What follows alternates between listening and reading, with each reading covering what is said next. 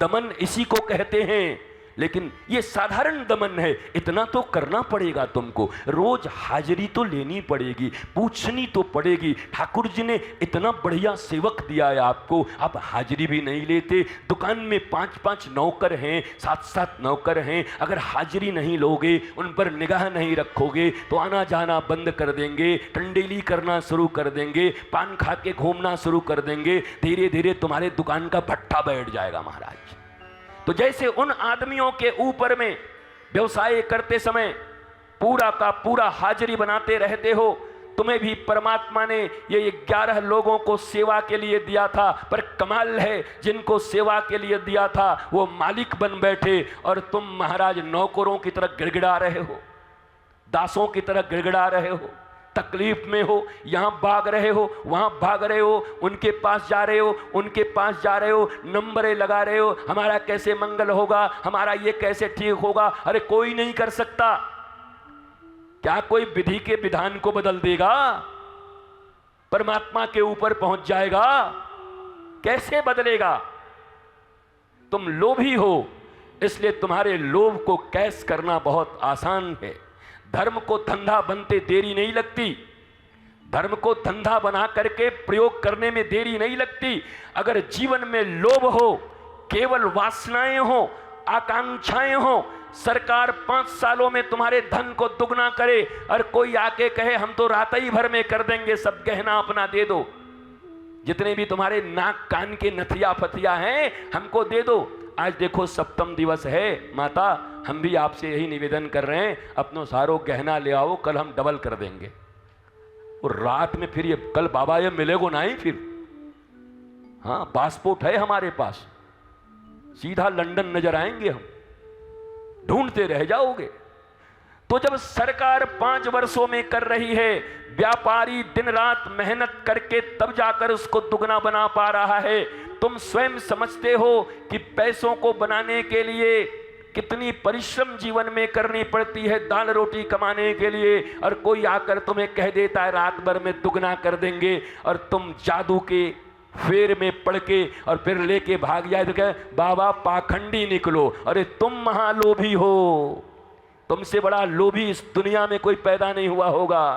और लोभियों और कामियों का हश्र भी यही होना चाहिए। तुम धार्मिक नहीं हो।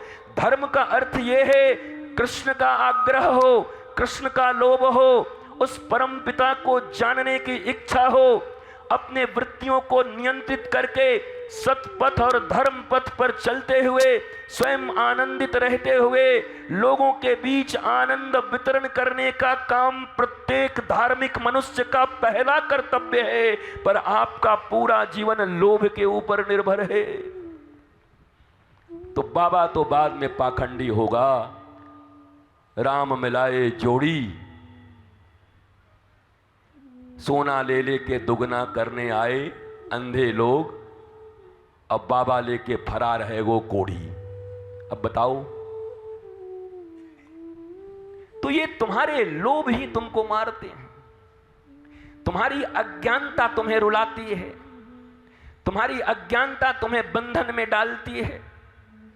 तुम व्यर्थ ही लोगों के ऊपर आरोप लगाते चल रहे हो, क्योंकि मनुष्य के जीवन की सबसे बड़ी तकलीफ है वो सेल्फ रिस्पॉन्सिबिलिटी कभी नहीं लेता। घर में कुछ भी बिगड़ जाए कारण वो नहीं रहेगा, कारण कोई और होगा। उसकी तबीयत खराब हो जाए, हम मर गए काम करते करते, न सुबह सो सकते हैं न रात को सो सकते हैं, हमको जानवर बना दिया है लोगों ने, हमें बीमार पड़ गए हम। वो अपने भी बीमार होने का कारण स्वयं को नहीं मानता। भैया इतने तो ईमानदार बन जाओ। भगवान ने कहा अवश्यमेव भोक्तव्यम, हर आदमी अपने ही कर्मों का फल भोगता है। भागवत की शुरुआत हो रही है एक गैया और बैल के चर्चा से, बाद से।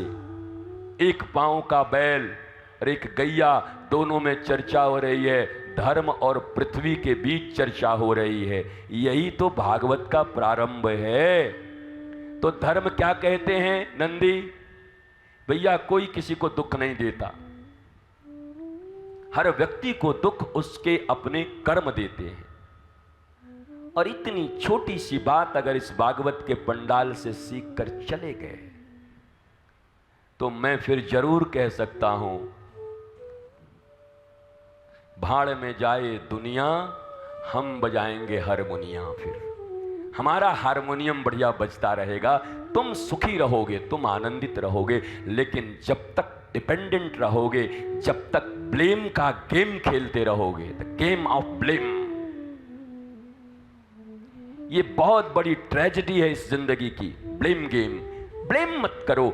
एवरीथिंग, जो कुछ अच्छा हो रहा है वह भी तुम्हारे कर्मों के कारण, तुम्हारे विचारों के कारण, और जो बुरा भी हो रहा है तुम्हारी जिंदगी में, तुम्हारे कर्मों, तुम्हारे विचारों के कारण, क्योंकि तुम्हारे प्रारब्ध का फल तुम्हें ही भोगना पड़ेगा।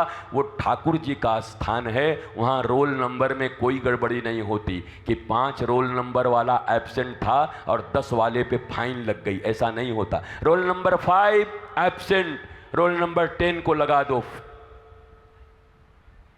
जुर्माना, ऐसा नहीं हो सकता। 5 को ही जुर्माना देना होगा। तुम्हारे कर्म के जुर्माना तुम्हें भोगने होंगे।